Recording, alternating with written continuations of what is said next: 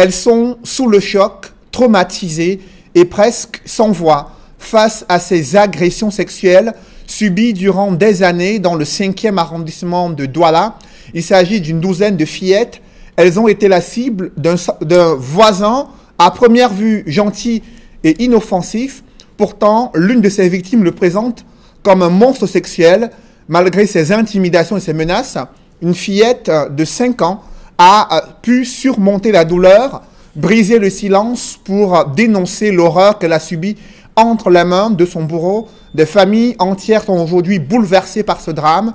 Nos reporters François Dikoumé, Mathilda Kemazo et Harold Choumi ont mené une enquête exclusive au cœur de ce scandale sexuel dans le 5e arrondissement de Douala. Reportage.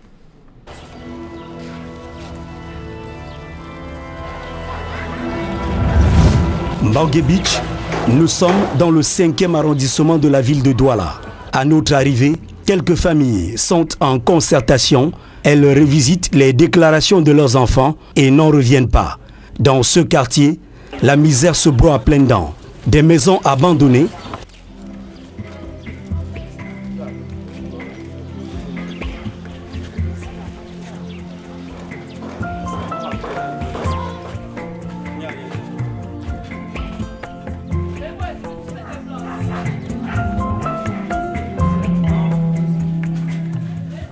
une broussaille indescriptible.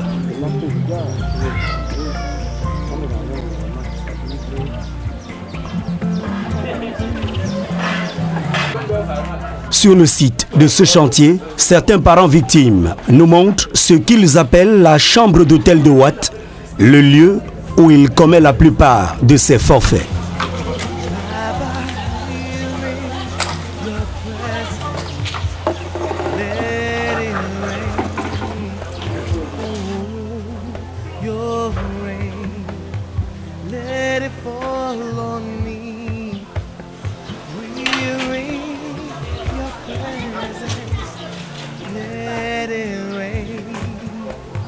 Qui est ce bourreau? Comment a-t-il réussi à traumatiser autant de fillettes en 6 ans sans que personne ne se doute de rien? Enquête au cœur d'une cité presque perdue sur les traces d'un présumé violeur d'enfants. La nuit tombe déjà sur cette bourgade ensevelie dans les marécages de Douala 5e. C'est justement à la pénombre que Watt a commis son dernier forfait. Sa victime, une fillette de 6 ans, élève au cours préparatoire. Pour protéger les enfants, nous avons choisi de cacher leur identité et leur visage. La petite a été commissionnée par sa maman et le voisin Watt est sorti pour aller en route au même moment. Du moins, il est allé prendre position pour attendre l'enfant passer. Sur son matelas de fortune, il a assouvi son désir bestial sur la gamine en prenant soin de la ligoter dans le dos. À la fin, il lui donne une pièce d'argent et la fait jurer de garder leur petit secret. Cette fois, c'en est de trop. La fillette a atrocement mal. Elle ne gardera pas le secret. La mère est alertée. Prise de panique, elle informe son époux. Ce voisin avait l'habitude de l'appeler et il lui a fait ça 2 fois. Il a violé 2 fois. La première fois, il était dans les toilettes et la deuxième fois, il était chez lui, dans sa maison. C'est mon voisin le plus proche. Voici ma porte ici, la voici. Et voici la porte du voisin. Elle est juste face à face avec ma porte. C'est le début d'une grosse enquête parentale. Les aveux de la fillette sont effroyables. Elle connaît presque toutes les autres victimes. Toutes sont dans le voisinage. Comme cette fillette, elle aussi, à peine âgée de 7 ans, son géniteur est aussitôt informé. J'ai alors appelé ma fille. Elle vient dire, mais moi, vous faites quoi souvent? Parle, on ne va rien te faire. Il dit, papa, souvent on nous appelle et après il nous donne le biscuit, souvent les bonbons, et après il monte sur nous et après il met ses doigts dans nos Il dit, hein? Il dit, il fait ça avec d'autres enfants au quartier. Il dit, mais elle a déjà fait ça combien de fois? Elle me dit, 5 fois, papa. Dès les premières révélations des enfants, d'autres s'en suivent. Toutes les victimes de Watt passent aux aveux complets sous les flatteries des parents. Dans ce quartier pauvre, les enfants en bas âge, on n'en compte pas trentaine. Une mine d'or pour Watt, locataire dans cette mini-cité. Il est arrivé ici en 2012 et réside avec une compagne venue avec un enfant de sexe masculin. Elle a fui le quartier depuis le déclenchement de cette affaire. Livreur de pain au quotidien, une épouse charmante selon des dires, Watt passait pour être le plus généreux de son quartier. On était tout étonné parce que comme il est gentil dans ce quartier avec tout le monde, personne ne pouvait même croire que quelqu'un comme ça peut faire des trucs pareils. Certaines familles ont choisi de se cacher à notre arrivée, mais à en croire les témoignages, en 6 ans, Watt s'est tapé une quinzaine d'enfants. Sa plus vieille victime est âgée d'à peine 10 ans. Il la manipule depuis 6 ans. Elle n'avait alors que 4 petites années. Nous retrouvons sa maman qui nous conduit chez elle, une veuve qui vit dans des conditions d'une extrême précarité. Et ma fille, qui s'appelle Merveille, elle me dit que c'est la 5e fois, donc c'est depuis l'an 2012 qu'il est arrivé ici au quartier, qu'il a commencé pour Merveille. Parce qu'il y avait le temps que quand je lavais l'enfant, je trouvais le frottement que les grandes personnes en ont souvent, mais je ne savais pas moi qu'on violait l'enfant. Sa voisine la plus proche n'est autre que sa belle-sœur. Sa fille, elle, présente des signes d'une varicelle en voie de guérison. Cette fillette qui vient d'obtenir son entrée au cours élémentaire première année a aussi été une des bébés maîtresses de Watt. L'enfant commence à dire que le 1er janvier, le blanc m'a interpellé devant le portail. Il est venu, c'est là où il a tiré dedans. Elle a fermé la porte à clé. Dit que tu as vu le couteau là, elle a dit oui. Il a fini maintenant de faire ce qu'il veut faire. Elle dépose l'enfant, elle ramasse 3 bonbons sur la table, elle donne à l'enfant. Que si un jour, en faisant comme ça, elle a mis le couteau ici sur sa poitrine, que tu as vu le couteau, si un jour je suis ça dans la bouche de quelqu'un, je te poignarde et je te jette dans l'eau. Alertés, les jeunes du quartier le passent à tabac. Les images amateurs que nous avons vues dans leur téléphone sont choquantes. Nous décidons de ne pas les utiliser. Heureusement pour le bourreau, ses parents vont convaincre les jeunes du quartier de lui laisser la vie sauve. Lui, il nous a fait comprendre qu'il est comme ça. Il ne sait pas ce qui arrive. C'est comme ça depuis 2012 qu'il était parti à Bafang prendre un remède chez un marabout. Et ils ont léché ce remède-là. Et c'était pour que tout ce qu'ils vont faire, le patron doit accepter. Donc s'il y a un manquant, comme lui il est livreur, le patron doit accepter. Que depuis ce temps-là, quand lui il reste comme ça, quand un truc le prend sur son corps, s'il ne couche pas un enfant, ou bien s'il ne met pas la main dans d'une petite fille, il ne peut pas, son corps ne peut pas cesser. Que c'est un truc qu'il était parti prendre. Et c'est ça qui est en train de le menacer comme ça. Ce vendredi-là, il est arrêté et mis à la disposition de la police. Son état de santé ne permet pas une garde à vue directe. Il est conduit à l'hôpital, mais il bénéficie de l'assistance des parents des victimes. Le samedi, il est tombé malade, gravement même. On l'a amené à l'hôpital de Bonamoussadi. Malgré tout, nous l'avons rendu visite là-bas pour lui voir. Bon, on a vu son état et il s'est quand même rétabli. À l'hôpital, Watt tente de fuguer, mais rattrapé par les policiers. Des policiers que nous retrouvons au commissariat du 12e arrondissement de la ville de Douala. En off, un officier de police nous informe qu'il a passé le week-end en garde à vue avant d'être déféré au tribunal de grande instance du Vouri, lundi vers 10 h de la matinée. Comment Watt a-t-il pu passer inaperçu pendant de nombreuses années? Les parents ont-ils des preuves de leurs allégations? Pour le savoir, nous nous rendons au centre médical d'arrondissement de Bonamoussadi. C'est ici que les enfants des parents volontaires se sont fait consulter sur instruction de la police. J'ai exactement reçu 5 enfants. L'acte sexuel s'est produit exactement sur 2 enfants et les 3 autres étaient les attouchements. Les risques encourus par ces enfants sont grands. Le médecin-chef les évoque sans livrer le moindre secret médical. Quand il y a eu pénétration chez une petite fille de 5 ans avec un homme mûr, un adulte, on se retrouve souvent devant des complications pour l'accouchement. Plus tard, ça peut causer des difficultés d'infertilité. Donc, on peut avoir une infertilité primaire parfois des fibroses, donc des cicatrisations au niveau du périnée, qui fait que désormais la jeune fille pourra accoucher uniquement par césarienne. Bien que médecin, elle a de la peine pour ses enfants qui sont désormais confrontés à une grave menace existentielle. Quand il pénètre à cet âge, le clitoris est vraiment détruit. L'hymen alors, n'en parlons plus. Vraiment, les complications sont assez graves. On se retrouve devant des complications d'une mutilation sexuelle. Watt, le tueur silencieux ou le bourreau du marais, la vie médicale est sans appel. Les enfants ont bel et bien été violés, et ce, à plusieurs reprises. Désormais, son sort est entre les mains de la justice. Mais que risque-t-il? Pour le savoir, nous rendons visite à un avocat inscrit au tableau de l'ordre. Si l'accusé à ce moment serait déclaré coupable, il va encourir une peine de 10 à 20 ans. Et également, le tribunal peut prononcer contre lui les déchéances prévues à l'article 31 du Code pénal, notamment le priver de l'autorité parentale et également de la tutelle, et qui ne pourra plus jamais exercer une curatelle pour un enfant quelconque. Au quartier Mbangué, le rideau se referme progressivement sur le film d'un locataire peu ordinaire. Bientôt, c'est au bal d'un procès de justice que vont se livrer les parents des victimes. Une enquête exclusive menée par Auréole Tchoumi, Mathilde Akomazou et François Dikoumé sur ce scandale concernant une série noire de viols sur mineurs dans une banlieue du 5e arrondissement de Douala.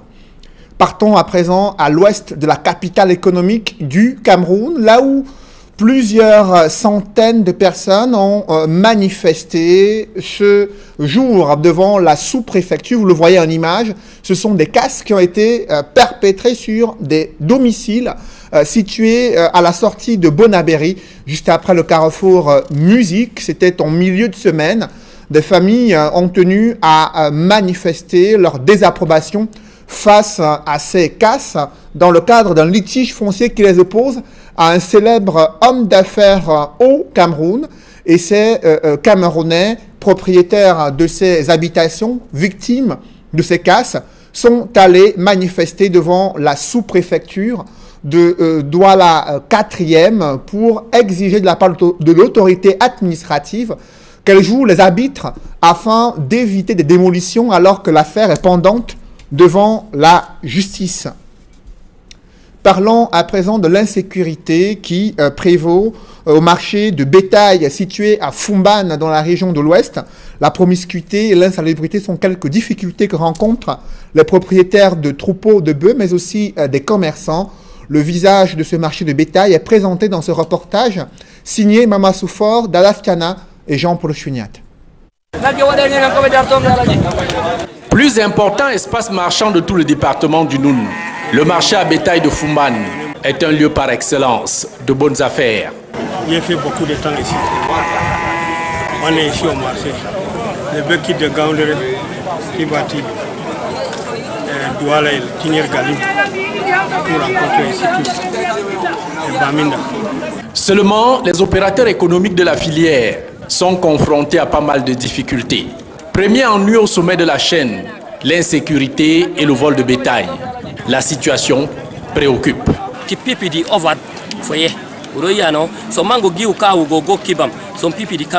Pour le vol des bétails, c'est un phénomène vraiment récurrent. Vraiment, on ne sait même comment faire pour ce problème, quand ça nous dépasse.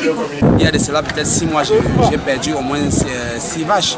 Venant que j'ai fait venir de Ngaoundéré, vous comprenez un peu la difficulté. Les gestionnaires de ce marché semblent bien maîtriser les voleurs de leur bétail, sous le regard complaisant et laxiste de quelques agents véreux des forces de maintien de l'ordre.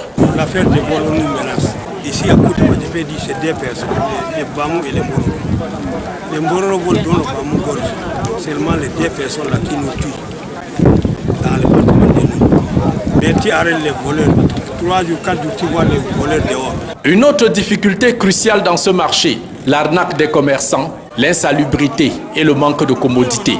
Aucun point d'eau courante et la moindre toilette n'ont été construits depuis la promesse du maire de la commune de Fumban, presque en fin de mandat. On voulait l'eau, on voulait les bureaux, on voulait les parcs là où les baies entrent. Là on va compter le bœuf, c'est ça qu'on voulait. Il a fait les bonnes sécurités là-bas. Il y a les gendarmeries là-bas, police, nous et nous.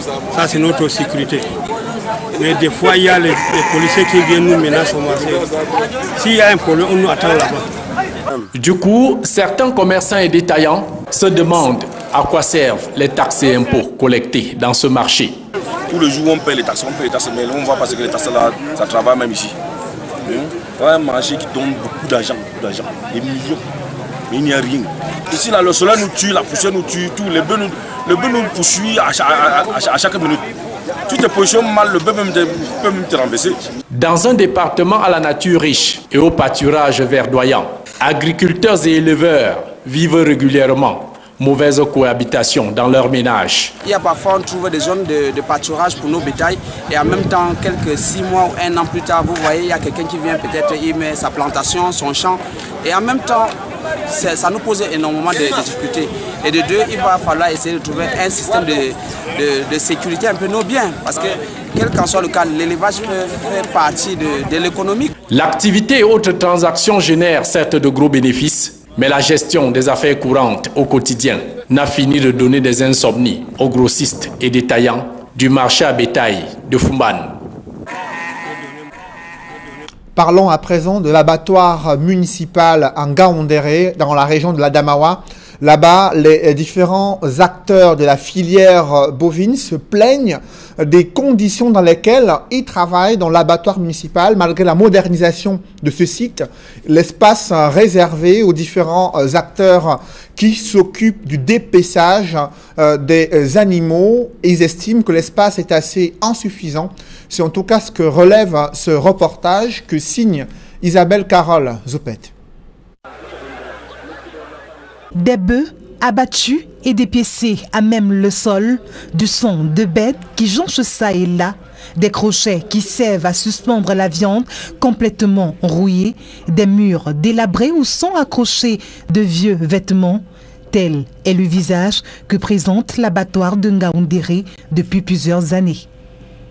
Pour améliorer les conditions d'hygiène et d'abattage des bovins, un nouvel abattoir moderne vient d'être mis sur pied à Wakwa, quartier situé dans le 1er arrondissement de la ville de Ngaoundéré.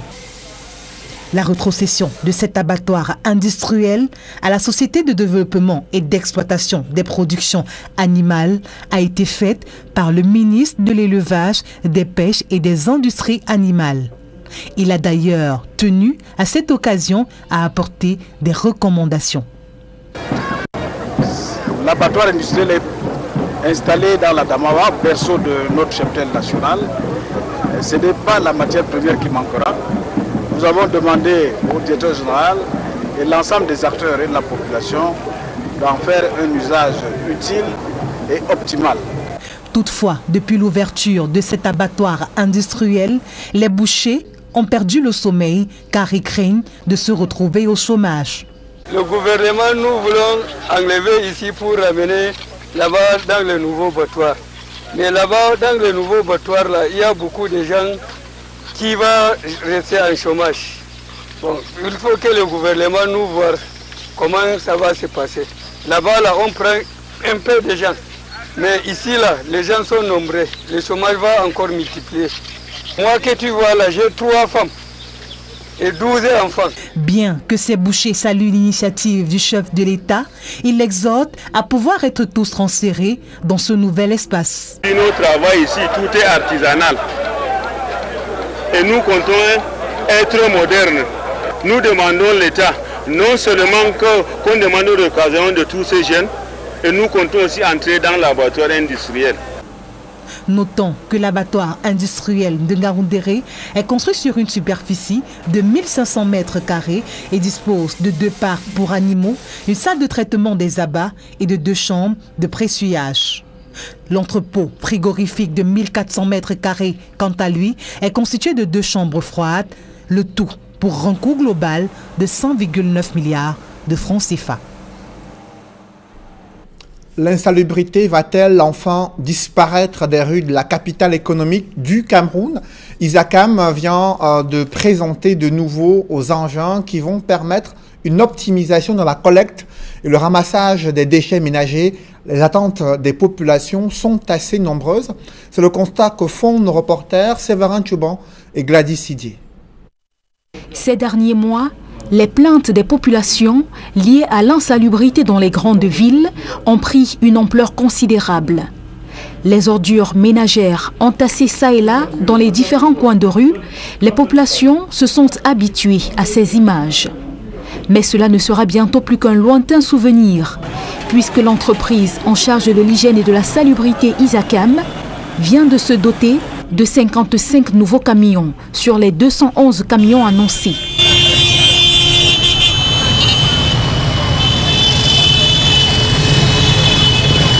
Nous procédons à la réception partielle de 55 camions et cette réception technique revêt un caractère exceptionnel. C'est la première fois que Isacam va faire carrosser ces camions par des entreprises locales. Il s'agit d'encourager tout simplement l'expertise camerounaise. La réception de ce premier lot de 55 camions est un indicateur de la capacité opérationnelle d'Isacam qui reste intacte. Les populations de la ville de Douala qui ont poussé un ouf de soulagement à la vue de ces camions ont hâte que ceux-ci soient opérationnels. On est enfin sauvés. C'était déjà grave dans la ville. Tous ces camions-là, on espère seulement qu'ils vont pouvoir nous aider à enlever tout et rendre notre pays, notre ville aussi très propre. Bon, ces camions, ils pensent que c'est facile. On va résoudre ces problèmes ici à Douala. Passer partout, il y a trop les ordures. On a foi que avec tous ces camions, ça va résoudre avec le taux de saleté qui est vraiment dans cette ville. Vraiment, il faut vraiment que ces camions résolvent ce problème. Avant leur mise sur le terrain, les 55 camions seront mis à la disposition de 2 entreprises locales pour leur équipement. Par cette importante commande, nous voulons d'abord dire toute notre gratitude au directeur général de Isacam ainsi qu'à son équipe pour cette marque de confiance. En fait, Cometal, c'est une expertise acquise depuis de longue date. Il faut également, à travers cette décision et ce choix, démontrer par là la dimension patriotique, hein, le patriotisme économique de M. Ngapanoun, qui a fait le pari hein, du Made in Cameroun. C'est dans cette démarche et cette vision, autour de cette démarche et cette vision que s'articule même aujourd'hui notre choix économique, nous, ENEM. Donc ce partenariat qui a commencé il y a quelque temps, qui arrive à son apogée aujourd'hui, naturellement ne peut que nous ravir. Proparco, filiale de l'agence française de développement dédiée au secteur privé et un consortium de banques, apporte le financement à la société Isacam pour le renouvellement de son parc auto. Proparco apporte une garantie au pool bancaire qui finance l'acquisition de ces 211 camions. C'est un dossier sur lequel nous travaillons avec Isacam depuis un certain nombre de mois maintenant et nous sommes très heureux d'assister à ces premières livraisons de camions qui concrétisent le travail que nous avons réalisé avec Isacam et les banques partenaires pour soutenir l'effort d'Isacam d'améliorer son service pour les populations camerounaises. C'est donc une bouffée d'oxygène pour Isacam qui compte mettre en place une stratégie dans la perspective de la CAN 2019 afin que cette grande fête du football africain se déroule dans les meilleures conditions de propreté possible. Après la réception de ce premier lot de 55 camions, l'entreprise compte maintenant s'organiser pour répondre aux besoins des populations camerounaises. Après le cri de colère des populations sevrées d'eau potable durant une semaine, la Camouata s'explique sur les raisons de cette interruption de la fourniture de l'eau potable à Douala. Sur son compte officiel Facebook, elle invoque les travaux de déviation de la conduite d'eau sur le Condi au lieu du carrefour cité des Palmiers. Au moins 1000 ménages ont été affectés par ces travaux. Le rétablissement de l'eau est effectif dans certains quartiers. La Camouata qui présente ses excuses pour les désagréments. Parlons à présent de la Guinée équatoriale qui vient de remporter une manche dans l'affaire des biens et immeubles saisis en France. La Cour internationale de justice vient de déclarer qu'elle a compétence pour se prononcer sur la requête déposée par la République de la Guinée équatoriale en ce qu'elle a trait au statut de l'immeuble à l'avenue Foch à Paris en tant que locaux de la mission diplomatique équato-guinéenne. Et vous le voyez en image, le professeur Maurice Kamto, avocat international de l'État de la Guinée équatoriale, camerounais, qui a mené les plaidoiries pour le compte de la Guinée équatoriale. Je vous propose à nouveau de l'écouter. Article 22 de la dite convention, d'autre part. Hier, la France a soutenu au sujet du statut du 42 avenue Foch et de sa protection en vertu de la Convention de Vienne sur les relations diplomatiques deux choses. Elle a admis, comme dans ses exceptions préliminaires, l'existence d'un différend entre les parties au sujet du statut juridique de cet immeuble, mais a nié que ce différend relève des prévisions de la Convention de Vienne sur les relations diplomatiques, d'une part. Et elle a refuté en bloc l'existence d'un différend concernant l'inviolabilité des locaux de la mission diplomatique de la Guinée équatoriale en France, d'autre part.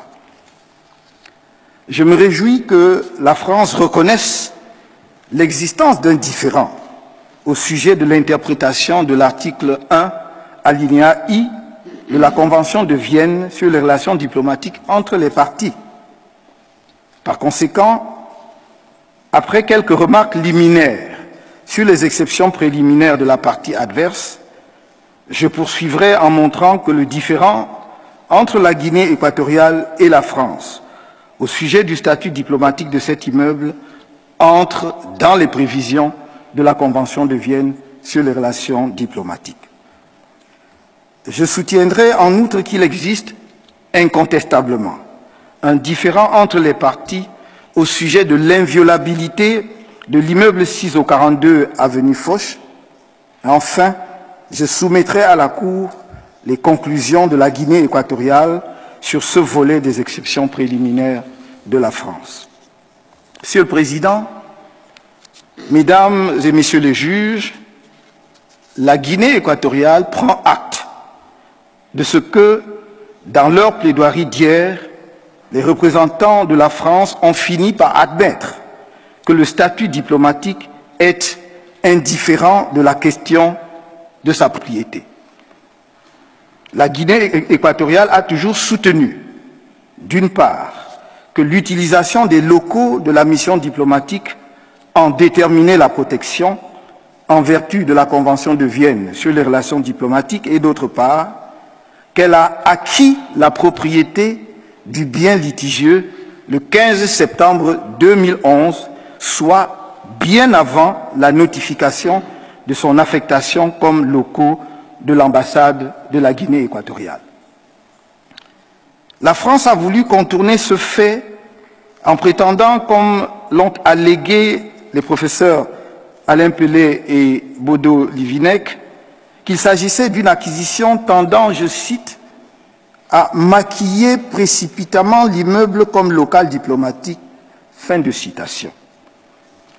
La courtoisie judiciaire m'interdit de répondre à ces allégations dans le même style. Il me suffira de rappeler à la Cour que dès notification de l'affectation de l'immeuble à sa mission diplomatique, la Guinée équatoriale n'en a fait qu'une utilisation à des fins diplomatiques, y logeant d'abord sa chargée d'affaires ad interim, puis y déménageant ses services diplomatiques.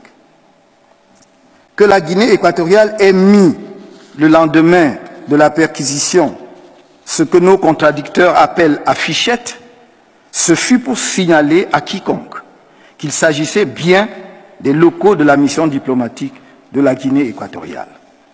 Rien de ces actes de la Guinée équatoriale, postérieurs à l'acquisition de l'immeuble, n'accrédite la thèse du maquillage. En tout état de cause, cette allégation de la partie adverse n'est en rien pertinente, en l'espèce, quant à la détermination du statut diplomatique de l'immeuble 6 au 42 avenue Foch.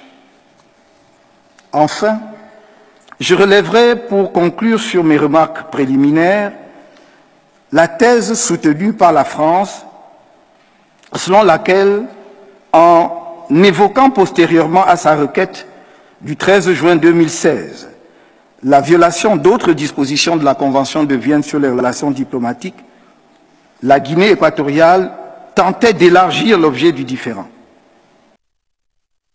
Vous venez de suivre un morceau choisi de la plaidoirie menée par le professeur Maurice Kamto, avocat de l'État de la Guinée équatoriale. C'était en février 2018. Et la Cour internationale de justice qui vient de se déclarer qu'elle a compétence pour se prononcer sur la requête déposée par la République de la Guinée équatoriale pour statuer sur cette affaire de l'immeuble de la Guinée équatoriale situé à Paris, en France, là où des biens ont été saisis par la justice française.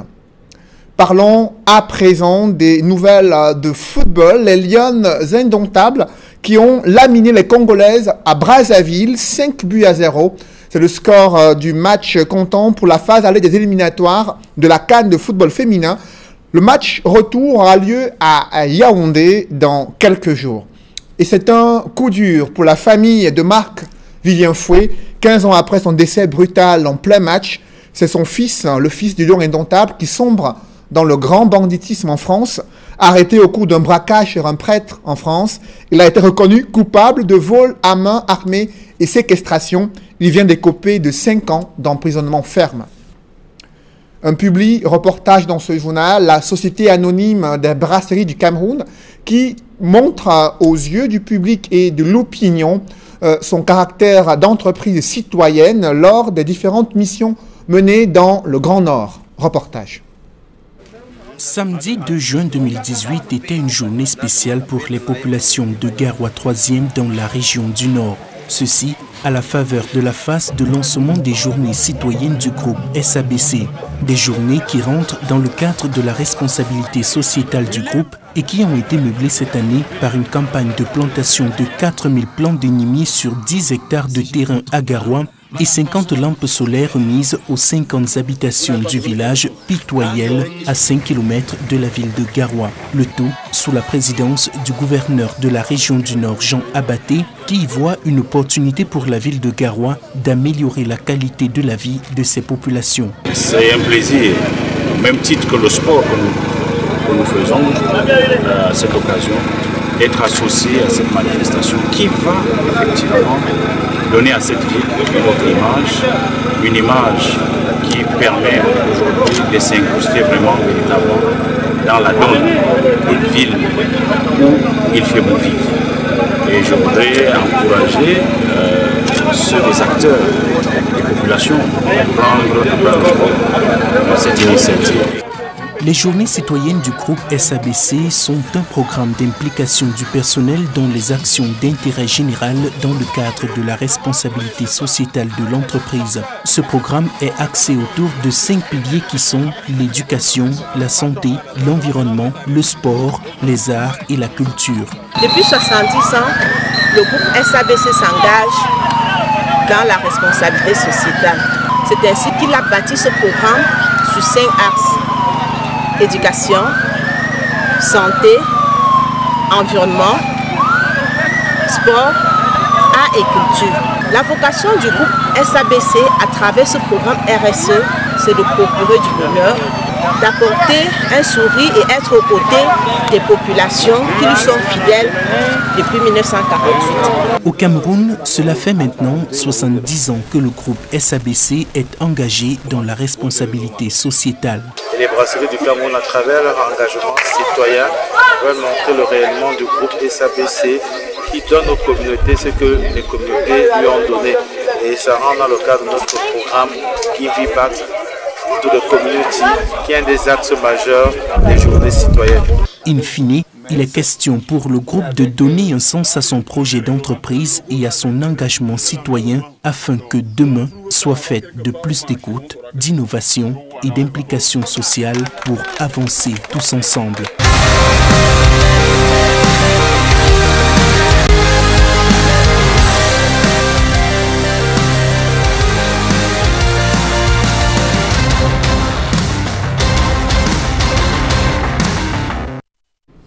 Mesdames, Messieurs, c'est la fin de ce journal. Merci de l'avoir suivi. Je vous souhaite une bonne soirée sur Equinox Télévision.